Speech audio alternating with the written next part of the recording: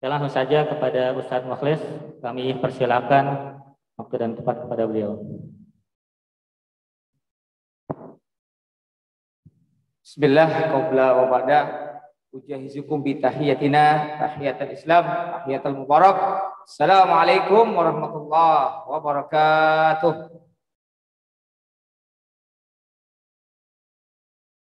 Baru 30% ini dari semua peserta ini. Ya makin siang biasanya kudu makin semangat. Bukan di rumah Rotan Saniyah. Assalamualaikum warahmatullahi wabarakatuh.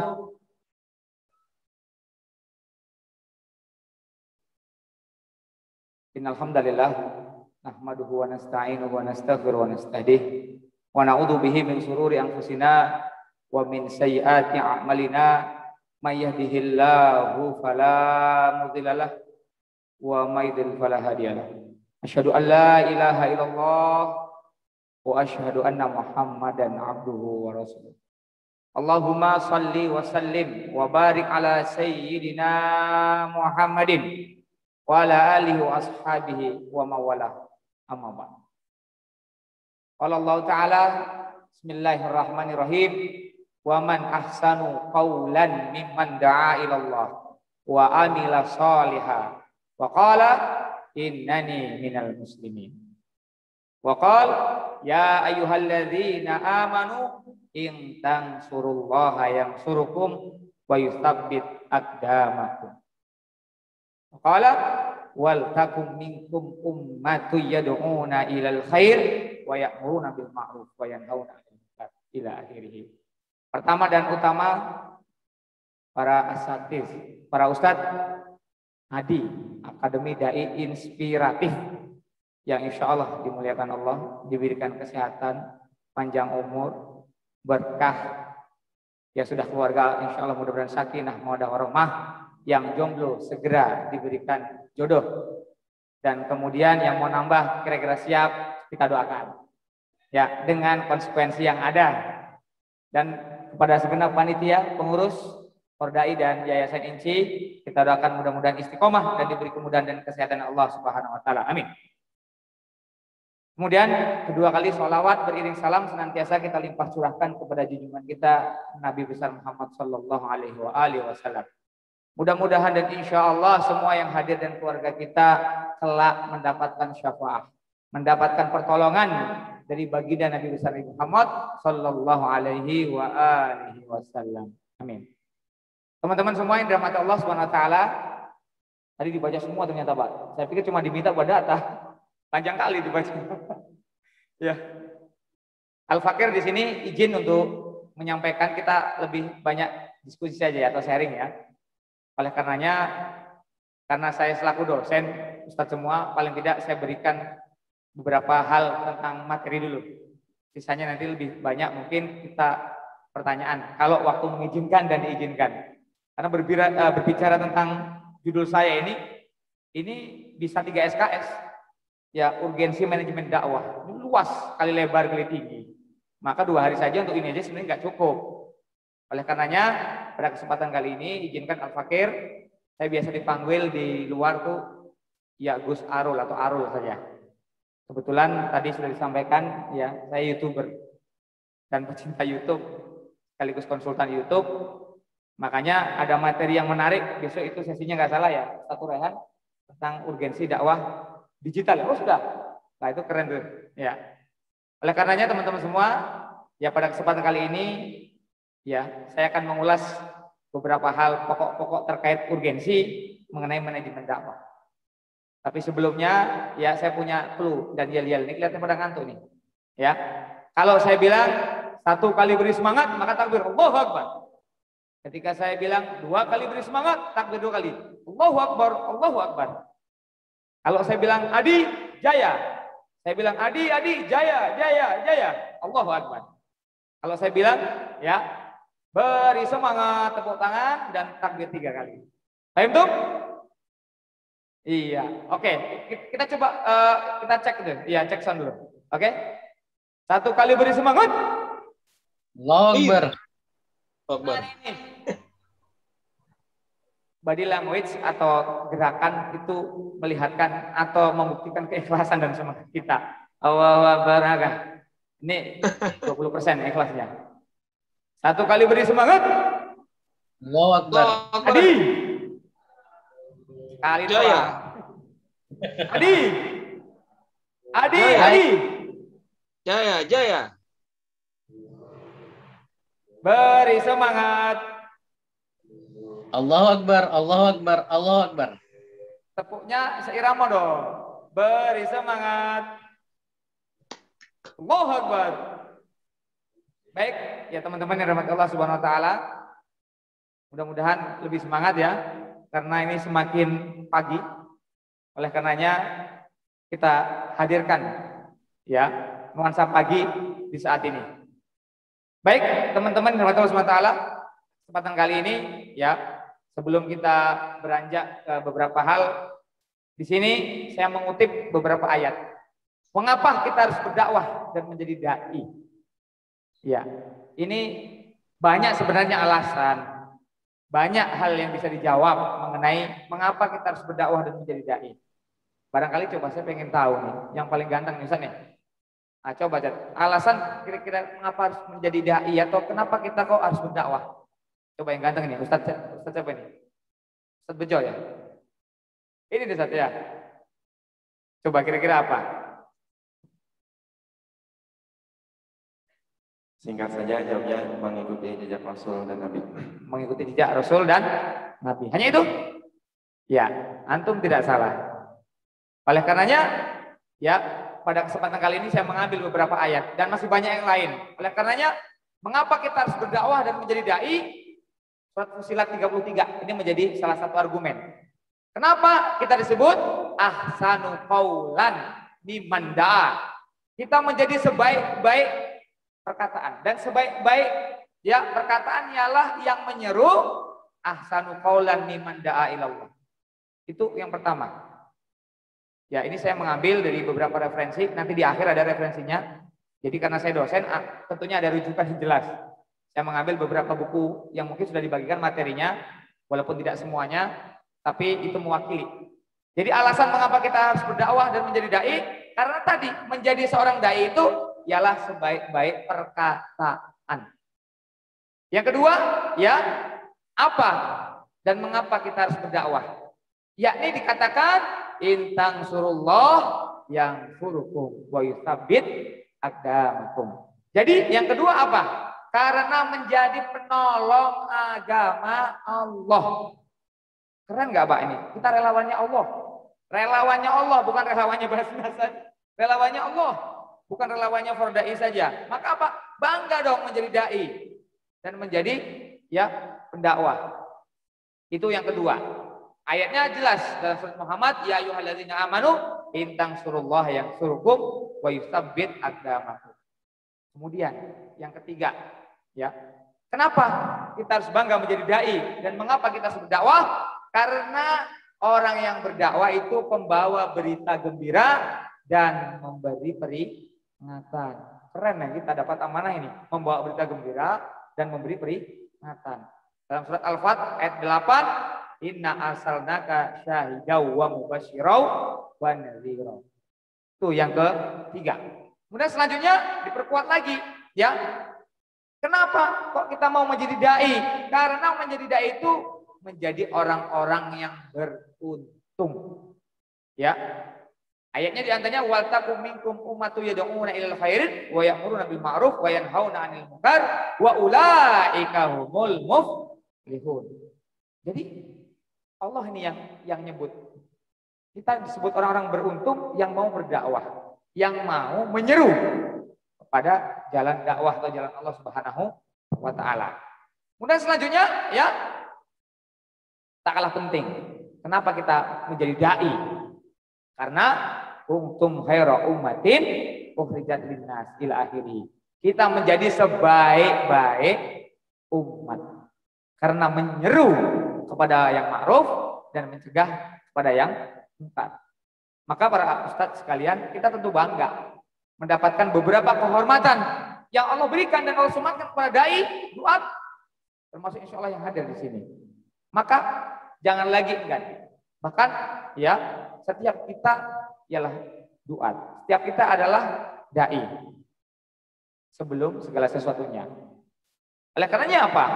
Ya, kita perlu bagaimana supaya dakwah ini berjalan dengan baik. Bahkan sudah disampaikan tadi beberapa kali, ya, ud'u ila sabili rabbika bil hikmah wal mau'izah ila akhiri. Dan kita tuh menjadi penyeru dengan hikmah. Berdakwah yang diajarkan Rasul itu dengan hikmah wal mau'izah hasanah. Ya, opsi perang itu terakhir dalam Islam ya. Jangan dikit-dikit kekerasan, dikit-dikit perang. Dan mohon maaf, jangan sampai seorang dai ya berpikir kalau kata-kata jihad itu perang saja. Saat ini antum semua saat ini kondisinya adalah berjihad. Ini thalabul ilmi dan lain sebagainya, silaturahmi dan lain sebagainya. Maka konteks dalam dakwah di antara nanti kita bahas, kita tidak ya jangan sampai terlalu terbawa sesuatu yang kita tidak tahu atau tidak jelas. Oleh karenanya pada hari ini kita akan belajar tentang bagaimana manajemen dakwah dan urgensi manajemen dakwah. Dan biasa kita mendengar ya, nahnu du'at qabla kulli syai'. Ini beberapa kali saya dengar. Bahkan ada yang mengatakan ini ucapan Buya Hamka. Ada yang mengatakan ya beberapa ulama yang lain menyebutkan ini. Ala kulli hal kita ambil hikmah dari kalimat ini. Nahnu du'at qabla kulli syai'. Ya, kita ini ialah penyeru, kita inilah dai sebelum segala sesuatunya. Bahkan setiap kita ialah pemimpin yang akan dimintai pertanggungjawabannya. Oleh karena itu, ya, dua makol ini nahnu du'at qabla kulli syai' dan tambah lagi taklif qabla ta'rif. Buya Hamka mengatakan taklif qabla ta'rif, mengikat sebelum mengenalkan. Oleh karenanya, dua argumen inilah kita perlu namanya manajemen dakwah. Dakwah itu perlu adanya manajemen. Apa itu? Ya di sini saya sampaikan karena ini kaitannya dengan ilmu yang sudah jelas. Ya, manajemen dakwah itu terbagi secara etimologis dan terminologi. Ya, di sini saat nanti teori lagi. Nanti ada beberapa hal yang bisa dipraktekkan tidak hanya teori. Jadi kita harus mengetahui dulu seorang dai apa itu manajemen dakwah dan apa itu dakwah itu sendiri.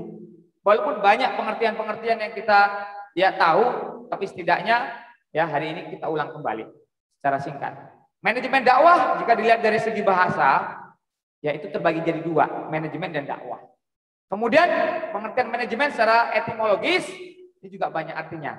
Ya, manajemen adalah suatu proses yang diterapkan oleh individu atau kelompok dalam upaya-upaya koordinasi dalam mencapai suatu tujuan.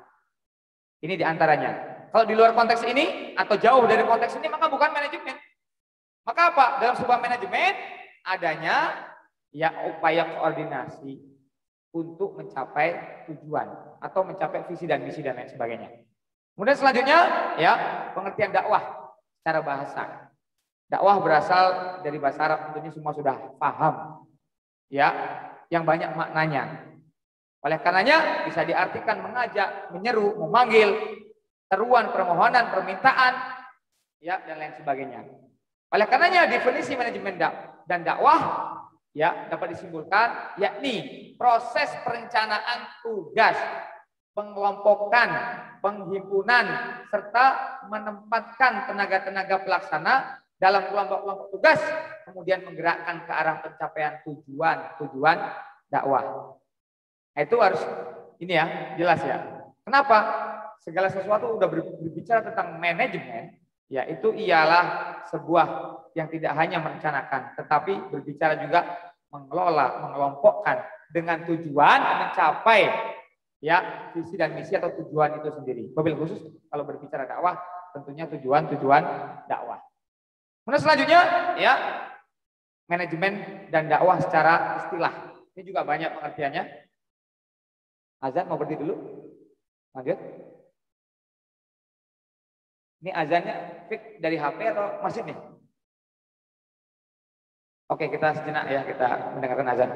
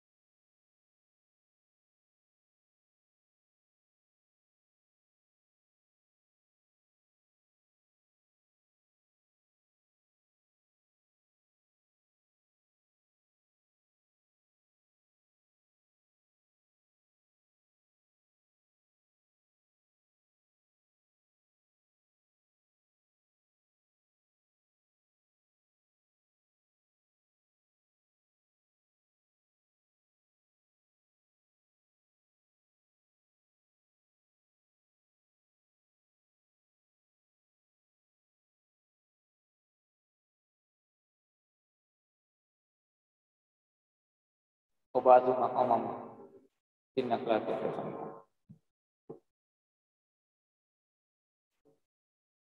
Satu kali beri semangat. Dua kali beri semangat. Adi.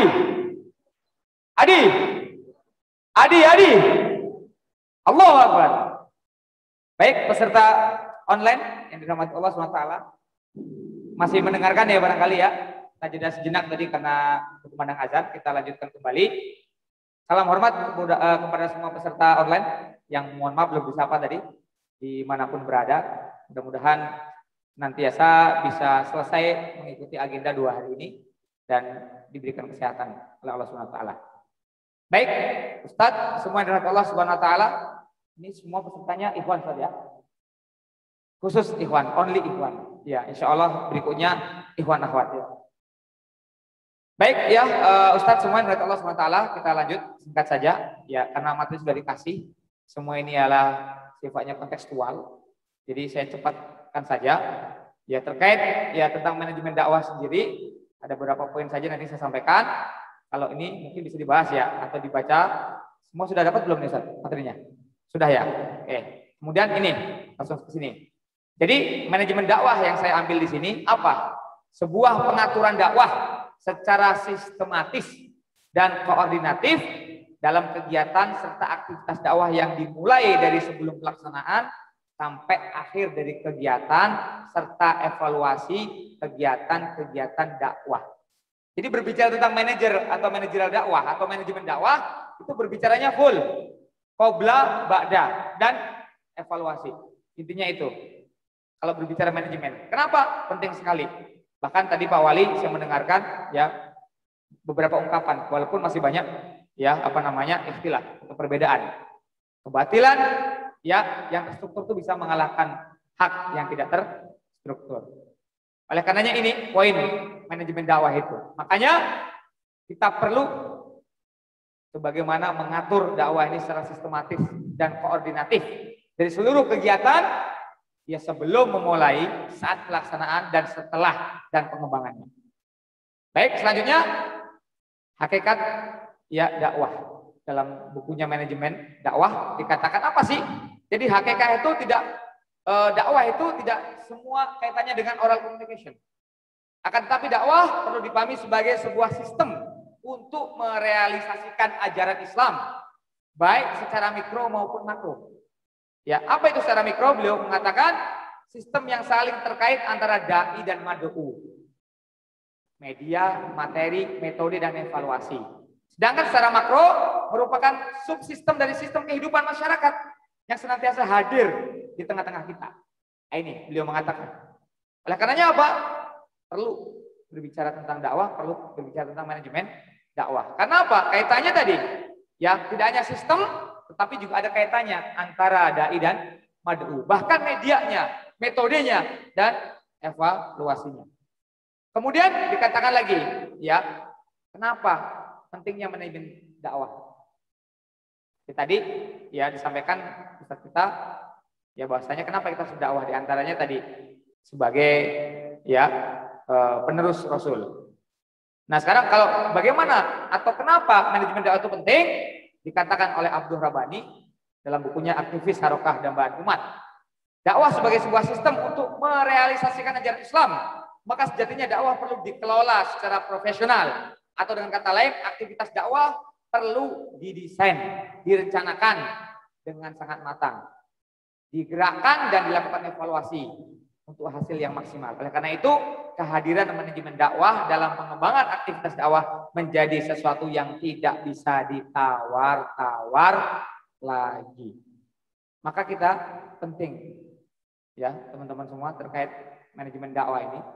Rasul pun menerapkan manajemen dakwah. Bahkan ada dakwah sir, ada dakwah jahat. Dua-duanya tidak ditinggalkan.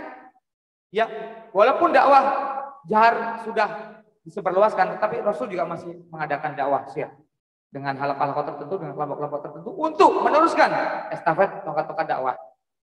Oleh karenanya, ya apa sebenarnya fungsi manajemen?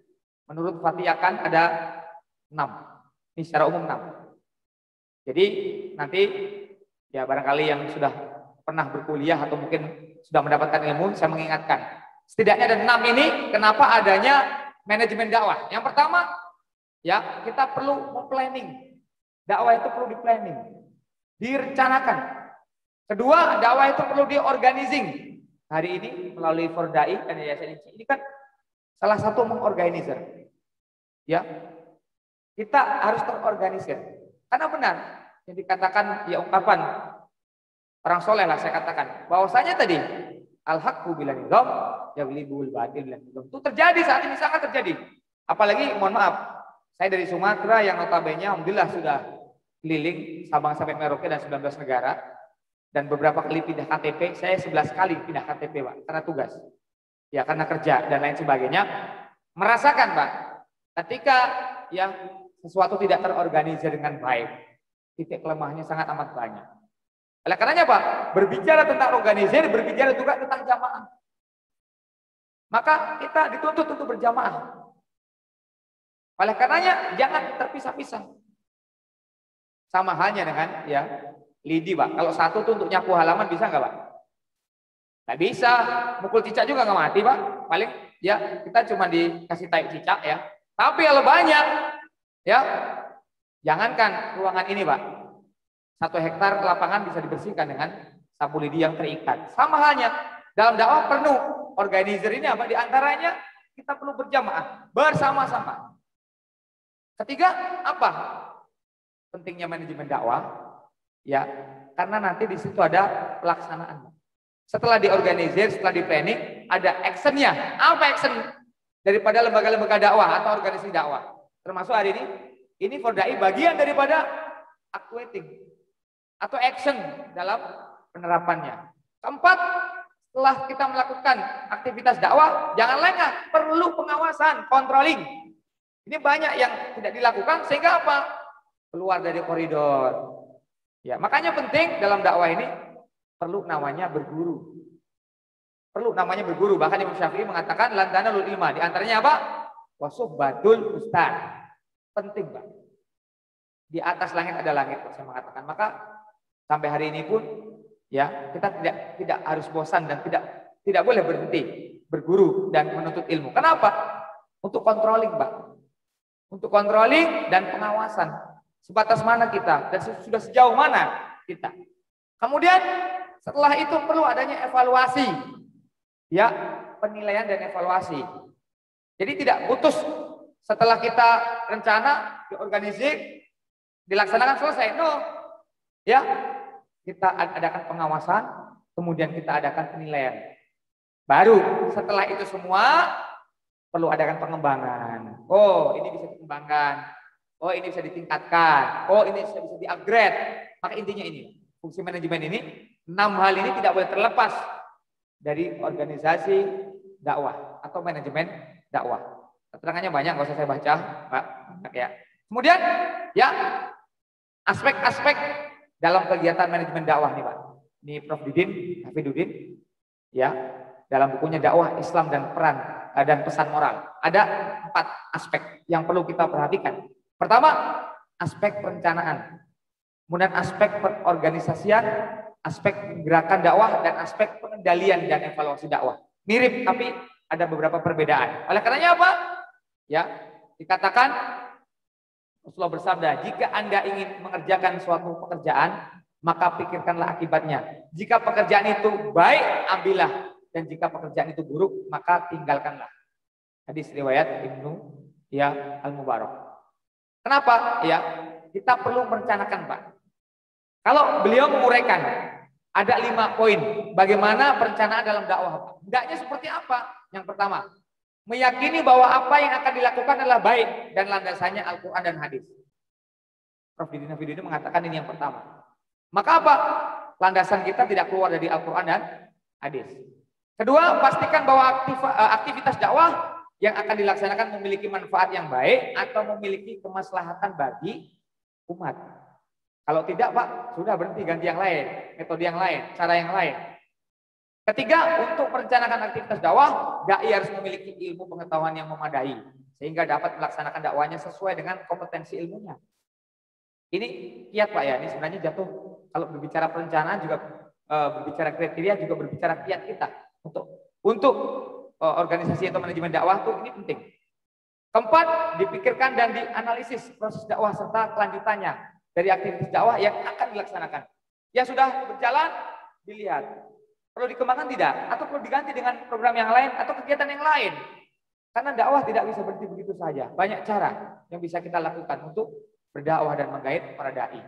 Kelima, memperkirakan dan memperhitungkan masa depan serta menetapkan tindakan-tindakan dakwah serta penjadwalan waktu, lokasi, biaya, materi, metode dan sebagainya. Ini perlu, Pak. Dalam perencanaan setidaknya 5 poin ini kita harus miliki dan kita harus tahu. Kenapa kurang dari satu saja?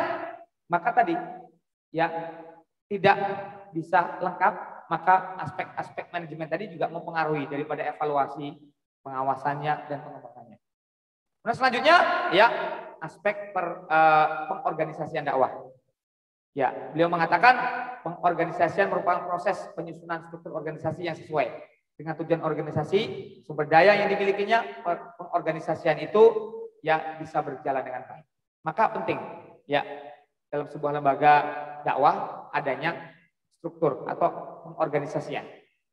Kemudian selanjutnya ya hal-hal yang perlu dan ada dalam organisasi. Ini saya rasa juga sudah ada di Perdai ini, adanya desain organisasi, adanya struktur organisasi, ini penting. Ya, kenapa? Lagi-lagi kalau berbicara organisasi tadi, ialah kita sudah baca sama-sama tujuannya ialah bagaimana tercapainya visi dan misi daripada dakwah tersebut. Kemudian aspek penggerak, ini ada 5 hal. Ya, banyak sekali nanti dibaca saja ya. Ini juga masih kaitannya dengan buku Prof. Didim terkait buku tentang dakwah tadi. Kemudian juga ada 5 langkah pelaksanaan penggerak dakwah. Nanti juga dibaca nih. Apa langkah-langkahnya? Di antaranya memberikan motivasi. Kedua, memberikan bimbingan. Kemudian adanya jalinan hubungan, adanya penyelenggaraan komunikasi, ya, dan adanya pengembangan sumber daya manusia. Ini perlu dilakukan, Pak. Kenapa? Beliau menulis buku ini karena saya yakin tidak sekedar menulis, tapi sudah diimplikasikan, dipraktekkan, dan ini menjadi goal ya dalam dakwah-dakwah yang dicapainya para penulis-penulis yang sudah tadi kita bahas. Kemudian selanjutnya ya berbicara tentang aspek pengendalian dan evaluasi. Ini juga sangat penting nih. Terkadang programnya bagus ya, tapi tidak ada ya pengendalian, tidak ada pengawasan, bahkan tidak ada evaluasi. Sehingga apa? Monoton. Begitu-begitu saja. Mungkin program-program yang digulirkan awalnya menarik, keren, tapi karena tidak ada evaluasi, begitu-begitu saja monoton, sehingga ujung-ujungnya ya tidak banyak hal yang bisa kita lakukan, sehingga tidak berkembang dalam manajemen dakwah ini. Banyak kasus kalau mau ditemukan beberapa lembaga yang saya lihat, ya yang mungkin saat ini juga sudah tidak ada, yang belum dikenal, karena tadi pengendalian dan evaluasi ini tidak diindahkan. Nah selanjutnya ya proses-proses manajemen dakwah ini juga tak kalah penting. Yang perlu kita ketahui, Pak. Yang pertama, apa prosesnya? Kita tentunya menentukan visi dan misi. Apa visi dan misinya? Kedua, menentukan tujuan. Apa tujuannya? Ketiga, memiliki rencana operasional, ya, yaitu memiliki atau memilih rencana terbaik dalam alternatif dakwah. Kalau nanti ada masalah ini seperti apa? Kalau seperti ini seperti apa? Itu perlu direncanakan saat proses manajemen dakwah dilaksanakan. Kemudian menetapkan urutan kegiatan dan waktu, Pak, secara terperinci. Mana yang lebih dulu? Program mana yang perlu didahulukan? Program mana yang diunggulkan? Mana yang menjadi ya program prioritas? Mana jangka menengah? Mana jangka panjang? Ini perlu juga dipikirkan. Kemudian perlu adanya pengelompokan dalam anggota maupun organisasi dengan bidang-bidang masing-masing. Kemudian mengecek kemajuan. Jadi setiap program yang jalan dicek, dievaluasi. Kemudian analisis, ya, bagaimana fakta-fakta yang sudah terjadi dan menentukan solusi atau alternatif untuk memecahkan masalah yang terjadi. Ini juga penting, Pak. Jadi pasti namanya masalah, apalagi di sebuah lembaga pasti ada. Maka kita perlu persiapkan solusi apa yang akan kita berikan kalau seandainya seperti ini. Bagaimana kalau seperti itu? Kemudian terakhir, memilih solusi terbaik untuk mencapai hasil yang maksimal. Nah, oleh karenanya Pak, kegiatan-kegiatan manajemen dakwah dan kegiatan-kegiatan dakwah apalagi yang terstruktur, maka perlu kita pilih Pak. yang tadi saya sampaikan, mana yang menjadi skala prioritas, mana yang menjadi jangka panjang, mana yang urgent dan lain sebagainya. Kemudian ya, mengapa dakwah harus terstruktur dan terorganisir serta berjamaah? Ini ya menjadi hal penting juga. Karena tadi muatannya diantaranya ya, al-musibah laisa fi dzulmil asrar bal fi sumtil ahyar. Ini juga benar perkataan orang soleh ini. Bahkan tadi juga yang dikatakan Pak Wali, al-haqqu bil nizam yaghlibul batil bin nizam. Itu terjadi saat ini, terjadi. Kebenaran yang tidak terorganisir dengan baik dikalahkan dengan kebatilan yang terorganisir. Dan kezaliman akan terus ada, bukan karena banyaknya orang-orang jahat, tetapi ya karena orang-orang solehnya diam. Ini terlihat di beberapa kejadian, baik bencana alam maupun beberapa hal yang saya temukan di kehidupan saya. Saya juga sempat jadi relawan di Aceh, Pak, 6 bulan. Ya, saya sempat juga jadi relawan Palestina. Ya, yang luar biasa diantaranya apa? Ini terjadi. Kenapa? Orang-orang yang baik tidak mau ya membantu atau diam. Ini juga menjadi perkara mengapa dakwah itu harus terstruktur. Kenapa? Dengan tadi hal-hal yang sudah saya sampaikan, ini tidak terjadi. Contoh, ya, kalau berbicara dengan hadis man ra'a minkum munkaran, itu kalau saya mengambil inti saya dari hadis itu, ketika kita mencegah dengan yang pertama itu lebih efektif. Ya, biyadih, dengan jabatan. Terjadi di kampung saya, Pak, saat mohon maaf dipimpin bukan dari kita, orang Islam saya katakan. Dihalangi berbagai cara, Pak, pengajian-pengajian kami. Bahkan ayah saya dipenjara, Pak, pernah dipenjara karena termasuk ya tokoh dan senior yang ditokohkan di kampung saya. Berapa kali keluar masuk penjara zaman Soeharto bapak saya? Ya karena tadi menyebar dakwah dengan berbagai rupa. Nah, ini juga terjadi kenapa? Tadi. Maka bagi pejuang-pejuang dakwah dan para aktivis dakwah, ketika ada kesempatan atau momen di mana bisa menjadi penguasa, pemimpin, ya minimal keluarga, rendahnya diri kita, maka ambil kesempatan. Apalagi ya saat ini di Jawa Barat khususnya, ya Pak ya, ini lagi banyak pemilihan RT RW ya, RT RW dan lain sebagainya. Maka kalau ustadz-ustadz punya kesempatan untuk itu ambil. Kenapa? Dakwah perlu orang-orang seperti Ustadz Cuma. Perlu orang-orang yang ngerti baik di bidang keilmuan maupun manajerial dakwah. Dan tadi orang yang tidak diam. Kenapa kesolehan dari dirinya sendiri itu ya tidak memberikan solusi kepada yang lain apabila terkena musibah, bencana pun juga ikut kena gitu. Oleh karenanya tadi benar, kezaliman akan terus ada kalau yang baik diam. Kemudian ya apa urgensi kita harus dakwah itu terstruktur dan terorganisir? Ada dua, ada secara umum, ada secara khusus. Singkat saja, secara umum ada 5 poin. Ya, ini menurut ya Pak Syukir dalam bukunya Tujuan Dakwah. Ini beliau salah satu ahli di bidang manajemen. Beliau mengatakan dapat memberikan batasan tujuan dakwah sehingga mampu mengarahkan para dai secara tepat dan maksimal. Maka perlu ini. Sehingga pada itu ada yang mengarahkan, Pak, ada yang mewadahi, ada yang organisir, dan ada yang melindungi. Kedua, menghindari ya hal-hal yang benturan-benturan dakwah. Saat terorganisir, Pak, contoh, ya ketika kita sendiri dan kita berjamaah, kita berorganisasi tentunya beda, Pak. Ada kasus di mana ketika kita ya berkomunitas atau berjamaah tentunya beda dengan sendiri. Contoh komunitas yang saya temukan saat ini kita banyak Gojek atau Grab, Pak ya. Coba satu kesenggol dikit, Pak, sebentar dia datang gitu. Ya mohon maaf, pemuda Pancasila bagus. Saya katakan dalam organisasi kekompakan, termasuk wajah-wajah dakwah. Ini kita perlu. Ya, kenapa?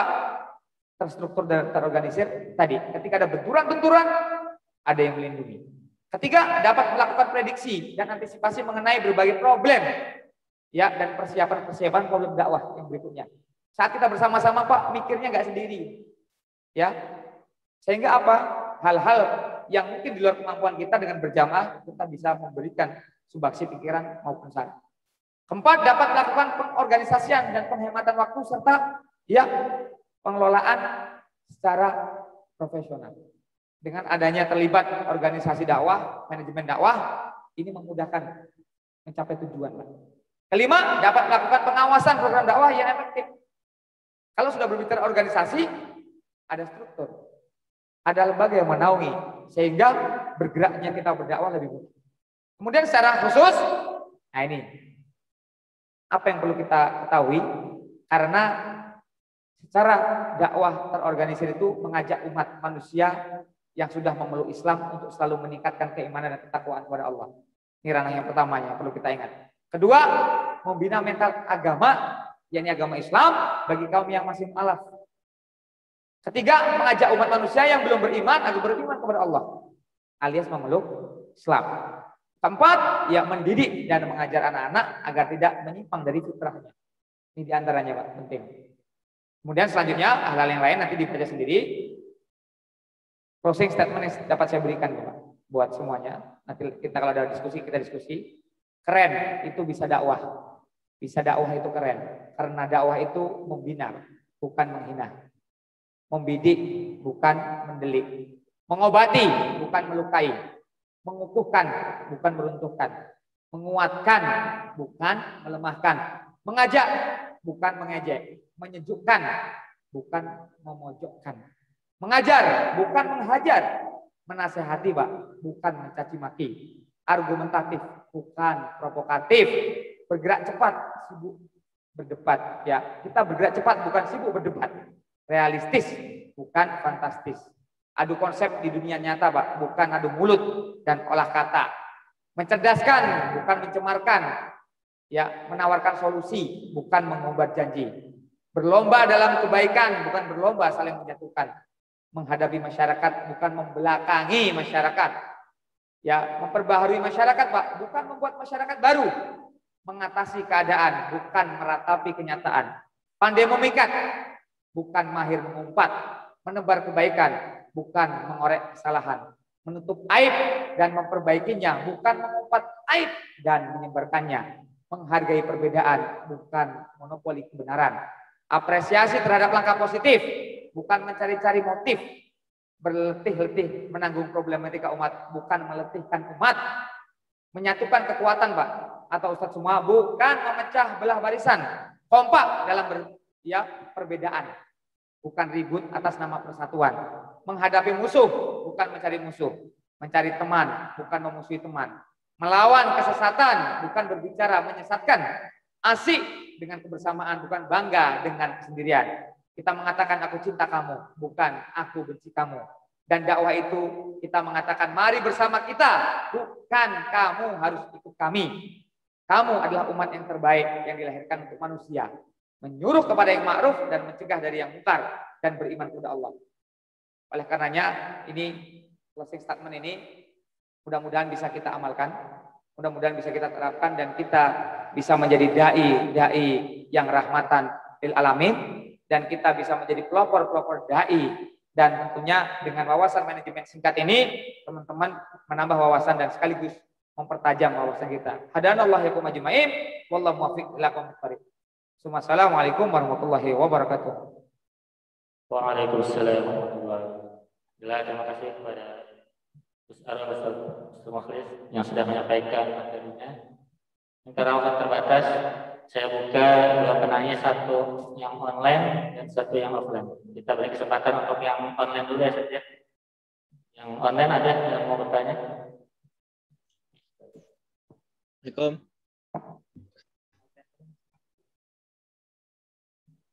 Kita kejar-kejar waktu nih, Seth.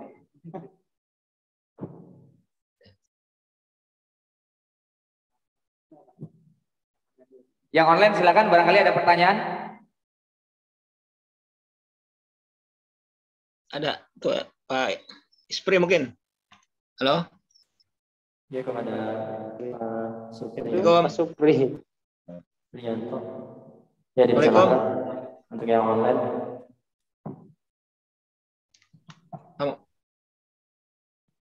Pak Muslim boleh Pak? Ya, Pak Muslim. Afwan. Hampir sedikit Ya, Assalamualaikum warahmatullahi wabarakatuh. Waalaikumsalam warahmatullahi wabarakatuh. Alhamdulillah, Allahumma shalli ala Muhammad wa ala alihi washabihi ajmain. Terima kasih atas kesempatan yang diberikan. Begini Ustadz, kalau tadi mungkin manajemen dakwahnya lebih banyak disampaikan pada konteks organisasi. Lalu pertanyaannya, bagaimana manajemen dakwah pada konteks dai secara individu gitu Ustaz. Ya seperti kami inilah dalam konteks pendidikan ini, kira-kira aplikasinya seperti apa gitu, implementasi manajemen dakwahnya Ustaz. Terima kasih. Assalamualaikum warahmatullahi wabarakatuh. Waalaikumsalam warahmatullahi wabarakatuh. Assalamualaikum untuk kau nanya. Langsung bisa dilihat di TV Pordai. Penanya online ya. Dari mana ini? Baik, ya. Afwan dari Ulu Jami, Jakarta Selatan. Oh, Ulu Jami nih, Ustaz. Kenal Darun aja Ustaz berarti? Iya, Ustaz, dekat. Ya, betul dekat Ustaz, dekat sekali. Baik. Pertanyaan ya untuk online. Terkait bagaimana manajemen dakwah ya individu ya. Saya rasa untuk penerapan manajemen dakwah individu gak jauh beda dengan organisasi. Tetap komponennya sama, Ustadz ya atau penanya dari Ulu Jami. Tetap kita perlu namanya memplanning. Perlu adanya ya kita organizer. Ya kenapa? Ya contoh mungkin banyak beberapa Ustadz yang awalnya single fighter. Ya saya katakan, ya contohnya dulu Zainuddin MZ. Karena beberapa kali saya kenal melalui orang tua saya, itu beliau berawal sendiri. Adanya manajemen ini kan baru-baru ya 10 tahun terakhir lah, saat beliau sebelum wafat. Jadi prinsipnya sama. Ya kalau berbicara manajemen dakwah, 6 komponen fungsi manajemen itu tidak hanya untuk lembaga atau organisasi, termasuk untuk pribadi. Maka kita perlu adanya planning, perlu adanya ya pengorganisasian, perlu ya penerapan atau pelaksanaan, perlu adanya kontrol juga terhadap diri kita, kemudian ada evaluasi, bahkan ada pengembangan. Kalau saya sendiri, karena saya YouTuber, yang saya lakukan, karena juga saya tidak punya manajemen, walaupun punya yayasan, tapi bergeraknya ialah saya sendiri. Jadi saya selalu rekam biasanya, bahkan saya membawa terkadang tripod, saya rekam. Ya, tapi sebelumnya saya contoh. 1 pekan ini saya ada berapa tempat. Di sini saya materi apa, itu saya bahkan saya punya buku catatan khusus tentang di mana saya ceramah atau di mana saya memberikan kajian. Saya planning, ya itu yang pertama. Kedua nanti saya mau ngapain saja, itu saya punya semacam kisi-kisi. Ya maka segala sesuatunya, bahkan saya akan ngomong nanti berapa hadis, berapa ayat, sampai kepada berapa lama. Kedua, ya berbicara tentang pengorganisasian, ya saya mendevelop diri sendiri, wabil khusus saat kita berdakwah, apalagi kaitannya dengan ceramah dan di tempat lain, ya kita akan seperti apakah isinya. Saya lebih berbicara isi, ya atau materi yang kita sampaikan. Jadi kita konsep dengan baik, kemudian baru kita sampaikan materi itu. Kemudian setelah itu, ya, dari rekaman yang saya lihat, saya lakukan pengawasan sekaligus evaluasi. Oh, tadi saya kurang begini. Oh, saya kurang begitu. Baru apa yang bisa saya kembangkan ya? Setelah beberapa tempat saya ini dengan materi yang sama, apa pengembangannya? Jadi prinsipnya, Ustadz dari Ulu Jami, tetap 6 fungsi manajemen yang tadi saya sampaikan itu juga berlaku buat infirad atau untuk pribadi. Dan diterapkan ke lembaga juga sangat baik sekali, Ahsan. Itu kurang lebihnya, mohon maaf. Ada lagi? Terima kasih Ustaz. Ya, mohon maaf atas kurang-kurangnya Ustaz. Assalamualaikum warahmatullahi wabarakatuh. Salam. Nama saya Mulyono, asal Banjarnegara. Jadi ini Ustaz, mungkin selain pertanyaan juga pengalaman dulu. Jadi, saya sangat setuju jika manajemen dakwah itu juga harus dikelola secara baik. Karena apa? 10 orang Ustadz menyampaikan kebaikan itu belum tentu didengar kalau tidak dibarengi oleh pemimpin-pemimpin kita. Oleh karena itu sebenarnya dalam hal ini saya sudah pusing dari 2 tahun yang lalu. Jadi saya di Giant kan Giant tutup. Jadi saya sudah Giant. Dulu waktu di Giant itu saya kebetulan masuk di divisi Rohis. Jadi kita sudah merubah tata cara ulang tahun Giant lah. ulang tahun apalah, kemudian cara wisatanya karyawan juga sudah kita rubah menjadi lebih Islami.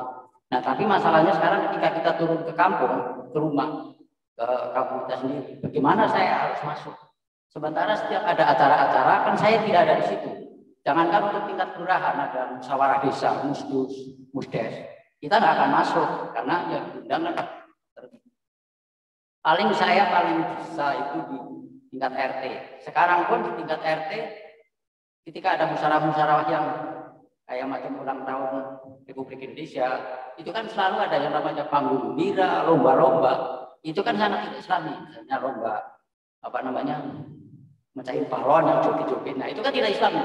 Tapi bagaimana caranya kita masuk ke sana? Sementara orang tua saya mengajarkan, kalau ada apa-apa, kamu jangan daftar-daftar. Tapi ketika kamu diberikan amanah, ya, masuklah di situ. Sama halnya dengan, misalnya di kampung saya ada DKM. Saya tidak pernah daftar, tapi ketika kita suruh khotbah misalnya, ya kita sudah jalankan selama 2 tahun ini. Cuman kan semua seminggu sekali, sebulan sekali, karena jatuhnya kan tiap pon misalnya. Nah, sekarang saya ingin mendapatkan pencerahan bagaimana supaya kita itu bisa masuk di dalam lingkungan yang terkecil sekalipun tanpa kita harus mendaftarkan loh.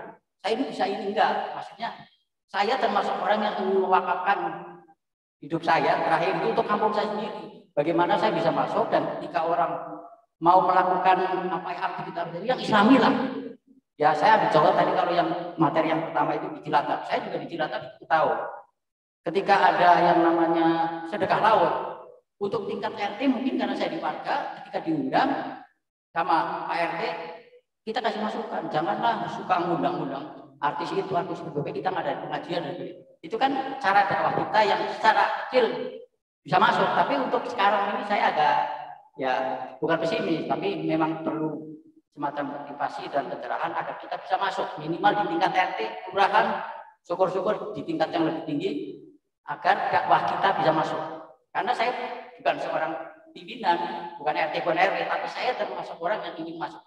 Saya kira itu ya, bisa tangkap ya. Terima kasih. Assalamualaikum warahmatullahi wabarakatuh. Assalamualaikum. Takbir. Luar biasa nih Pak Ustadz, Pak Haji dari jauh ya.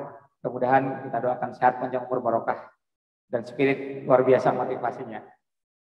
Kalau permasalahan yang Pak Haji sampaikan tadi, saya rasa kebanyakan kita merasakan, lebih khusus di masyarakat kita, dengan notabene berbagai hal. Maka saya sependapat dengan perkataan Buya Hamka ini Pak. Ini dalam loh Pak. Taklif qabla takrif. Taklif qabla takrif.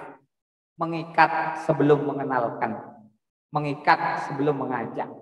Maka budaya masyarakat Indonesia berbicara ya tentang secara keseluruhan masyarakat nih Pak. Kebetulan saya ada di DPR dan biasa berkomunikasi dengan BPS, Badan Pusat Statistik dan berbagai data. Ya, Indonesia ini memang latar belakang dari suku berbangsa yang berbeda-beda. Bahkan ada istiadat yang berbeda-beda. Yang kedua, tingkat ya pendidikan juga kategorinya kita itu masih tertinggal dibanding negara Malaysia dan Singapura dan Brunei yang dulu belajar dengan kita. Itu juga menjadi hal yang perlu kita cermati dalam masyarakat. Dan yang ketiga tak kalah penting, world view setiap kita itu berbeda Pak. Semakin berilmu, semakin mau belajar, ya world view ya atau pengalaman atau pola pandang, pola pikir manusia itu akan meningkat. Nah oleh karenanya bagaimana ya yang bisa kita lakukan, ini pengalaman saya juga. Kebetulan alhamdulillah kalau di sekitar ya tempat saya tinggal dan sekitarnya, insya Allah nggak ada yang nggak kenal saya Pak, insya Allah ya. Karena apa? Tadi saya coba menerapkan ini taklif qabla ta'rif ini. Masyarakat itu bukan tidak kenal kita Pak, tapi kita perlu memperkenalkan diri kita melalui apa? Khairun nas anfa'uhum linnas. Ya, menjadi ya orang yang dimanfaatkan atau memberikan manfaat. Di antaranya ya kalau di tatanan masyarakat ya kita berbaur. Karena gini, banyak yang saya temukan di antara kita ini yang kurang berbaur. Ya, kurang berbaur. Pertama. Yang kedua, terkadang mohon maaf, ya apa yang sedikit kita sudah pelajari, kita menganggap paling bisa. Sehingga terkadang kita mau masuk, mental dulu Pak. Maka dalam hal ini, kalau saya ialah kita ikuti dulu bagaimana yang ada, tapi dengan catatan selama tidak keluar koridor syariah dan akidah. Ya, karena apa? Kita berbicara beberapa tokoh termasuk Hasan al-Banna. Itu kalau ya setahu saya pernah baca, dia dakwanya malah ke kafe-kafe, ke bar-bar. Ya, tantangan dia apa ya? Dia waktu ke situ ya ngobrol dulu, ya ngopi, tapi tidak minum ya. Ya ngopi. Kenapa? Tadi taklif dulu Pak. Kita ikat dulu bagaimana dia interest dulu ke kita. Kalau sudah, insya Allah Pak, apa yang kita berikan, insya Allah itu akan ya berpengaruh. Yang kedua yang bisa kita lakukan, apapun yang dibutuhkan masyarakat dan warga, ketika kita bisa berikan, entah berupa pikiran, tenaga, finansial, berikan. Dan nomor 3 tak kalah penting Pak, selalu tampil saat dibutuhkan, semampu, semaksimal yang bisa kita lakukan. Karena apa? Ya, di Indonesia ini pada umumnya, ya tadi 3 hal tadi saya sampaikan, pendidikan dan lain sebagainya itu belum semuanya seimbang. Maka itu penting. Oleh karenanya, ya yang perlu kita lakukan untuk kalangan yang disampaikan Pak Haji tadi Pak, kita berbaur pertama. Yang kedua, berikan yang bisa kita berikan. Ya, yang ketiga, selalu tampil. Ya, yang bisa kita lakukan. Walaupun itu hal kecil yang bisa mampu kita lakukan. Kalau bisa besar lebih baik. Dan ya seperti saya sampaikan tadi, kalau punya posisi atau punya peluang untuk bisa kita ambil posisi-posisi tertentu, maka kita sebagai dai jangan lagi menolak. Jangan lagi menolak. Maka ambil kesempatan itu, apalagi bisa jadi RT, RW, lurah, camat. Kalau yang megang orang-orang soleh, tentunya berbeda Pak. Seandainya ya semua orang-orang soleh yang jadi pemimpin, saya rasa Indonesia ini baldatun thayyibatun wa rabbun ghafur. Itu langkah dan pengalaman saya sendiri. Soalnya saya juga di masyarakat Pak, alhamdulillah ya RT saya, malah sekarang diminta RW. Ya, di kelurahan juga saya diamanai jadi sekretaris FKP. Di kecamatan saya menjadi pembina Bunda Alia. Di MUI juga saya diminta. Saya tidak melamar Pak. Saya tidak pernah melamar, tapi ketika kita berperan, kita memberikan manfaat, ya maka perlu. Karena apa?